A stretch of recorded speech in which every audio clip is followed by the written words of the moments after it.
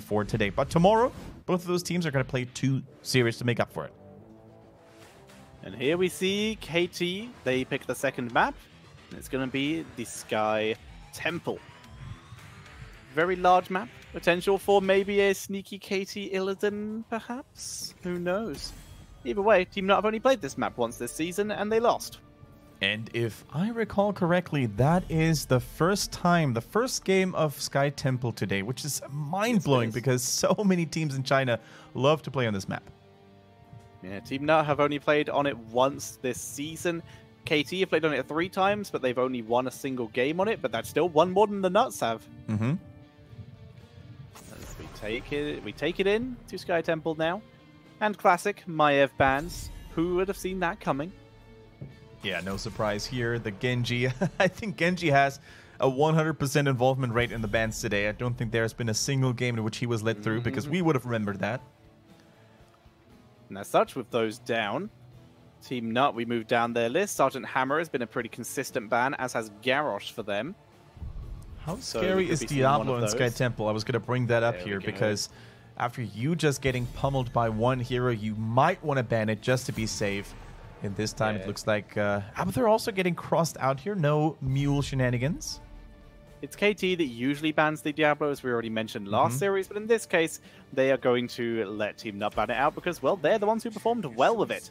And TeamNut, they open up with the Hanzo. Interesting. Hanzo is strong. Numbers speak in his favor, and keep in mind that he is a very, very high sample size hero, so an almost 54% win rate is definitely not too shabby. Seeing a Deckard Cain and a Dahaka coming in as the opening stuff for KT, so they get a global on the board. Already going to be good for them. They've yet to win with a Dahaka, so they're going to have to put on quite the show here. And remember in our first series of the day, or was it the second one, I don't remember, in which RPG played today, they tried to counter the Dahaka with a Falstad. Now, this might be a legitimate strategy on Sky Temple as well. Globals are really, really good on this battleground. But the overall impact, the overall value of Falstad still remains debatable, I would say. The damage in team fights is not on par with other assassins, and is the Gust alone enough reason to actually go for it? I'm not so sure. To be fair, DSL was ganked like a lot. True. So I can see why the Falstad is not getting too much value. He was also greedy. So a little bit of his own fault. So the Falstad hero could still be viable. We don't have a big enough sample size to really confirm or deny, especially against a composition like this where we don't know what the tank play is and already have 2 tanks removed. 3 tanks removed, sorry, if you include the Muradin pick. And they can pick one now as well. So KT should definitely go for it, in my opinion, in order to hide something for the later stages. That makes more sense. Yes, you are. I agree with you there. And they pick up Johanna, nice and simple. So a timeless Johanna coming out once again, and a Reyna to come along with it. They already have a lot of slows. Reyna's good range, single target damage, always nice. Now 2 picks left for TeamNut. They need a soul laner to face the Dahaka. Could be a Malthael if they want to play it. We haven't had a Malthael on Malthael, God forbid. Still no update on Jaina's whereabouts, by the way. A player that normally would have played with the A team. But Nazebo coming in there as a preemptive measure against Sergeant Hammer, or... I mean, Hammer could be the last pick from KT. They've leaned on it a couple times now. But it's still unusual to see a Hammer. I mean, their front line's pretty great. So in terms of defending, that's pretty great for them, but... It's so strange. Look at this. KT are just as confused. They finish out with the Jaina. I don't hate the Jaina, to be honest. It's been a while since we've last seen her, but, you know, against what the enemy team has, she's pretty solid. I wouldn't say she's amazing, but I wouldn't say she's terrible either. Now, Nazebo, we need to talk about our favorite Brapper a little more, because normally we're hyped to see him as a counter to Sergeant Hammer, right? That's what his role has been in professional play over the last few days and weeks, right? Drop the spiders, drop him on the Sergeant Hammer, and you're going to inflict a lot of pain. Just picking it for the sake of picking Nazebo, though, on Sky Temple, makes me remain a little skeptical here because I don't think it's a great map for Nazeebo. You're basically running against time, and you cannot guarantee a strong late game because of the strength of that objective, right? It's definitely unusual. It's not something we have seen before in a long time or very commonly at all. The Nazeebo is very effective against a couple of the heroes on the side of KT, like a Johanna, for example. He can really start to put some pressure on. I wouldn't even be too surprised to see a Toad build in this game, see if they can make something happen there, seeing as they don't actually have anyone who's super immobile who can be spooted down. Yeah, all right. So Nazeebo, of course, does have a little bit of value there. It's not just all bad and, you know, bloody and gloomy. There is some value that Nazeebo can apply. That is, of course, split pushing. That is pretty good sustained damage overall. But is that going to be enough for Nazeebo to shine in a map or on a map that doesn't have a guaranteed late game? We're going to find out, ladies and gentlemen. Sky Temple for the first time today. And on the left-hand side, presented to you by Tetra and I, it is the team known as TeamNut, the crowd's favorite, with Mercy, Atui, Malthael, Nightmare, and Dia. And on the right, currently 1-0 up, it is KT with TWTWT, Kiaru, Lotus, Timeless, and Bad. We're going to be seeing an Exterminator, Q-Build Whitemane, and Widowmakers coming in. You know what? In a game like this, without a dedicated Sergeant Hammer to be countered, I would have gone Frog build. Toad build, I think it's really solid. There's nothing that stands in your way against an Anubrax sometimes, or other people that have, like, summons that can intercept the Toads. It's not advisable.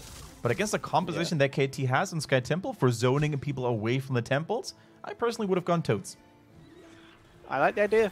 I agree. Decker does not deal well with AoE healing, but he also doesn't do well with burst healing, so the Toads might... Why does anyone pick Deckard these days, right? Sorry? Why does anyone even pick Deckard? He doesn't do anything. Just yeah, sarcasm. No, right? Such a terrible hero. I mean, what's the point? Doesn't heal burst, doesn't heal AoE. What is he even good for? Yeah. I mean, a CC has such a big wind-up, it's like so easily dodgeable. Yeah. That's the worst heroic in the game, where it just puts people to sleep and your team immediately wakes them up. Blizzard, please already give him a buff.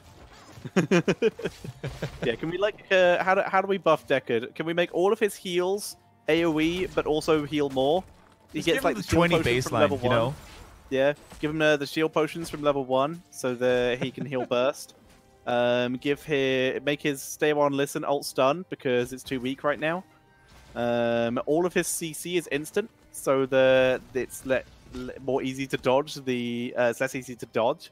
Pretty sure if there's ever a slot open, you know, if Blizzard needs additional people in the HOTS balancing team, Tetra, you would be their man to hire without even asking. Just wait till you see what I'm going to do to Gaslow. As we see the mercenary camp being taken here, making the most of that Exterminator on Reyna. Yeah, all right. Good condemn into Blizzard here, dealing very handsomely with those enemy siege shines. So those are cute little plays that buy you time, right? They're not going to give you any value in terms of structures, but they buy you time because they keep your opponents occupied dealing with your own siege times, and that allows you to rotate faster, to clear the lanes, and to soak a little more efficiently. Now, let's see what Bat is going to go for. He is going for a gank in top lane. No, he turns around. The Vision Tower is in control of KT, so Dia should, in theory, not even be aware of this. He's holding the line for the moment. Starts burning through those mercenaries. Oh, Mercy. Big damage onto Mercy, still in the blizzard, but he does survive. He's got those Hex Crawlers, doesn't plan on split soaking, wants to try and get that extra damage and self-healing in the fights, which he will have to be a part of. If he's not a part of those fights in this game, his team will not win. Yep, and you can't afford to let too many temples go through to your opponents, right? Because this, I would say Sky Temple right now is probably the most unforgiving map in the current HGC pool that if you ignore objectives, you're going to regret that bitterly later on. So already, Nazeebo is going to have to gear up, and that is one of the crippling factors around him. Look at Mercy. He doesn't even have the time to get those stacks rolling in the first place, right? He will have to participate in those objective fights, where it's, if you look at Cursed Hollow, for example, or even Tomb of the Spider Queen, Dragonshire, those are all maps that are a little more forgiving if you just spend a little bit of time farming, because they're also much smaller than Sky Temple. They're much smaller. Nazeebo will require a long time to actually rotate from lane to lane here. Timeless. Staying alive, at least for the moment, as he did eat a Storm Bolt, but no one was there to follow up. His team moves up to top lane. KT looks like they're going to try and just trade out temples here. Timeless, once again, just Nightmare just walks past him, doesn't really care. Moves on to Reina instead. Throws a stun out once again, though no one in position, as Blaze is currently holding mid temple, and Hanzo is still soaking bot lane. An ambitious situation for TeamNut. Yeah, I mean, they're splitting temples up to this point because Blaze has been doing a good job holding middle. Now he realized, you know what, I need to soak in the middle there as well. I can't let that XP go down to drain. And now, none of the teams is really making either big moves up to this point. Top lane, though, in trouble. If that temple remains unchallenged by TeamNut, that is going to be the first destroyed fort of the game. It's looking a little low. Blaze has finished mid, though, and him and Hanzo are on the way up. Here comes Blaze. Shots left 2, and it's already too late to interrupt, but they can still move on and try and maybe get some kills. Here he comes from behind. Zombie wall. He's tunneling in, looking for Mercy. Does get immediately stunned as a 2. He's already dropping low. The anti-heal applied by Deckard Cain, and the first kill is Muradin. Yeah, the anti-healing, we mentioned this so many times already, is so strong. Mercy out of position. No more left for Nazeebo as he dies for the first time here. Going full spider build as we suspected here with the Spirit of Aracher at level 7, which allows him to get 5 spiders if landed on a single hero, or a single target, I should say. Am I behind you, by the way? Because you saw that Dahaka way before I did, I think. Oh, maybe we did have some stutters. Let me double check. I'm sitting at 7 straight. Oh, then I'm ahead of you. How's that happened? Cool. We'll leave that there then. I guess you just spotted it or predicted it before I did. Either way, KT moves to the bot lane and is going to begin wiping out that minion wave very quickly as Dia just pings in shots over and over again. Just wants to remove that minion wave as an aggressive mercenary move by KT, but it's not a commitment. It's more of a zone and a power move. Yeah, keep in mind that, you know, Johanna, a lot of people give her a little bit of slack sometimes for not having enough damage, for not really being hard-hitting enough to make those plays happen. But if that level 4 talent, Sins Exposed, connects with Jaina on several targets, that's going to be an astounding amount of extra damage, which sometimes really makes for those quick kills like we saw it in that last team fight there. So, level 10 is so close for KT, still a little further away for TeamNut. Who's going to pull the trigger first? TeamNut because they want to fight before level 10, or KT after acquiring level 10 and then turning on the heat afterwards. Nightmare hovers around, just pops into a bush. Gonna wait out, see if anyone is able to move out, and it is gonna be Timeless once again, just steps forward. No big commitment to an engage, but we do see a fair amount of damage done to him with Storm Bolts and a full Searing Lash Inquisition. But they're not in position to fight this. Armor just being used as Lotus actually uses his E to actually heal up as he ate a full spider. Lotus very generous here with his adrenaline shot, you know, usage, if you will. But he has, of course, the cooldown reduction coming in at level 7, so it's not going to be the end of the world. But yeah, a little bit of an overreaction here. Maybe 1 potion probably would have been enough to counter heal the Spooters, or maybe 2. Level 10 online. We're seeing the Dragon Arrow. No Dragon Strike this time. Along with the Avatar, the Aegis coming in.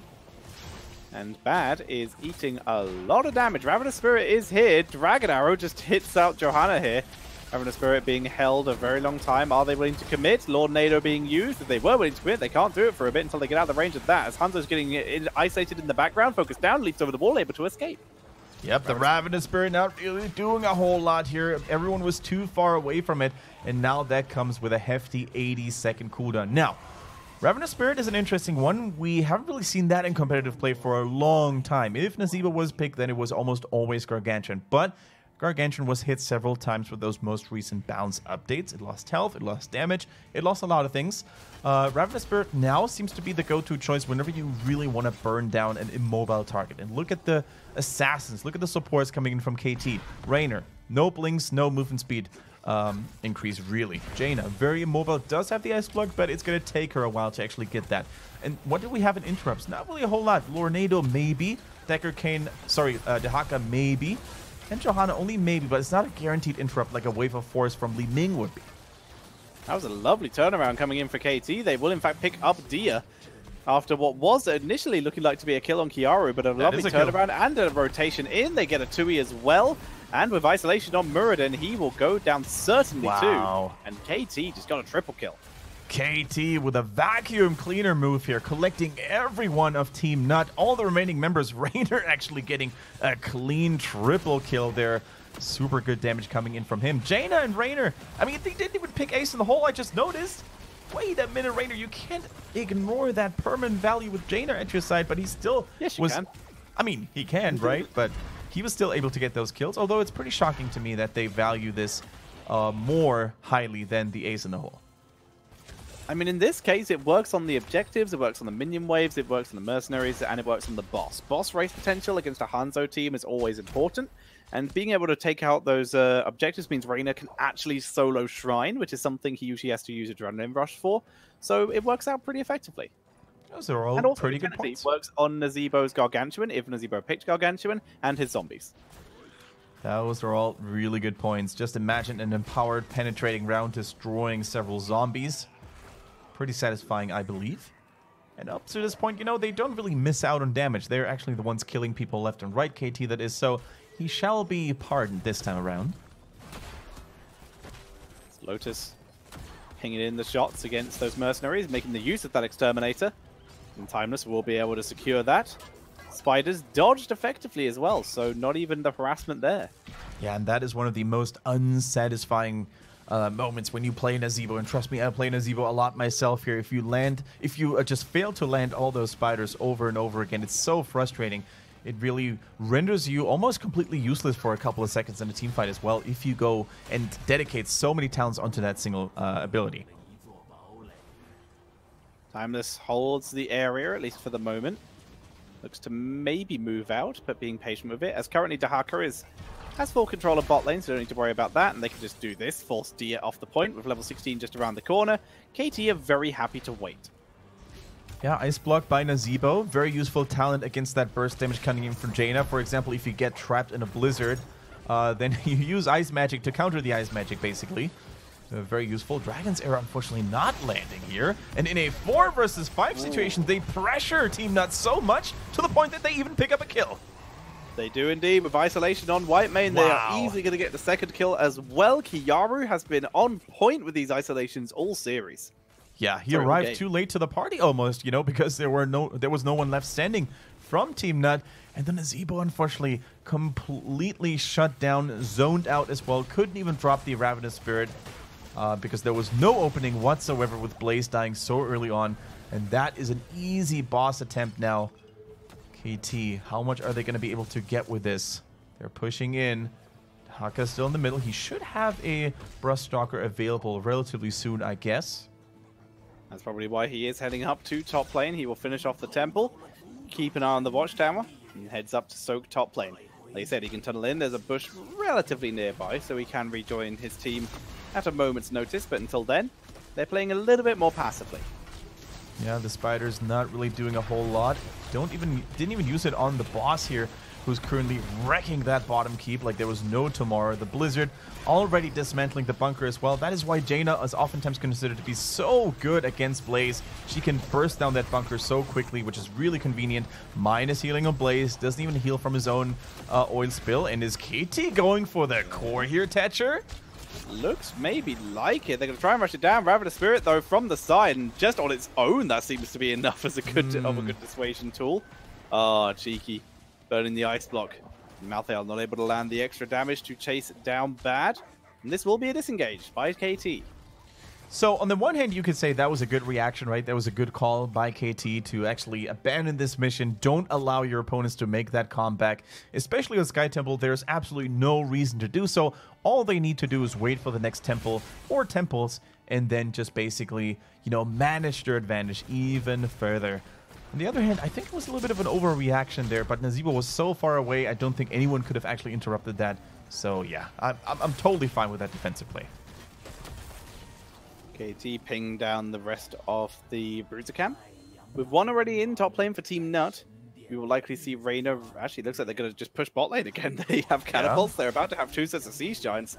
I guess that is a pretty effective move. Just let their Bruiser camp fight that in the top lane, which disables the value of TeamNut's. And they're easily going to be able to grab this, dodge, forcing the Nightmare to dodge away. So there's 2 ways they can play that. Either they support this push with 4 Siege Giants, which, as you said already, is super powerful. They're going to catch one in the process, or they're just going to brute force their way onto that core. They can also keep their opponents busy, faking a core attempt and let Dehaka, you know, get all the temple value. I think that might be their play of choice. Once again, they don't need to risk anything on Sky Temple. Let's see what else they're going to do here. And for TeamNut, on the other hand, I think they're running out of time here. They can make a game-deciding play right now, although they're a talent down, or they can try to wait for 16. Down goes what was left of that wizard. Towers don't even fall. Dehaka's channeling in. Looks like TeamNut, they're going to try and gain some value by maybe killing off mid-fort. Nightmare spots the rotation of KT, though. And with Dehaka being the one top lane, he can obviously rejoin at a moment's notice. They don't want to fight, but they need to fight soon. They need to get 16, and then fight pre-level 20 for KT. But the problem is, KT are getting all the buildings. Those give a lot of XP, which means they might actually hit level 20 before TeamNut have 16. Yeah, as I was saying earlier, I think time is running out at this point for TeamNut. True, waiting for 16 is all nice and dandy. However, if you don't have any buildings left to defend, oh my goodness, it's exactly enough damage. 20. Wow. There is 20. KT, they move across the map, because what else are you going to do at this stage? The enemy's only just got 16, you have 20. There was a tiny period of time they could have tried to like make a timing with that, but they decided against it. Yep. The Banshee scouts its fellow Terran neighbor, Blaze. Can they lock anyone down, though? One man lockdown onto Blaze. Easy peasy, forcing out the bunker, and Dehaka's already in position to give him a nice lick. Lock him down again. Are they going to get the kill, though? The Aegis is good. Good. Contagion is better, though. Getting a multiple-person silence. Blaze, Nightmare, and Nightmare actually escapes. It's going to be Mercy who is the next to fall. Everyone else, though, is just getting picked off. That Water Elemental slow is too good here. And that's almost certainly good. Ice Block, come on. That wasn't even necessary. As we see Nightmare getting taken out eventually. Actually, looks to turn around onto bad. But even armor, and down he goes. Yeah, there we go. That is GG. And KT take the 2-0 versus TeamNut, extending their lead. And TeamNut are pretty much secure now in that last place position. Yeah. Unless they can pull off something crazy tomorrow. But right now, they're going to have to save their hopes and dreams for the playoffs. And Tetra, we don't always get to see a perfect game on Sky Temple simply due to how strong the temples are. But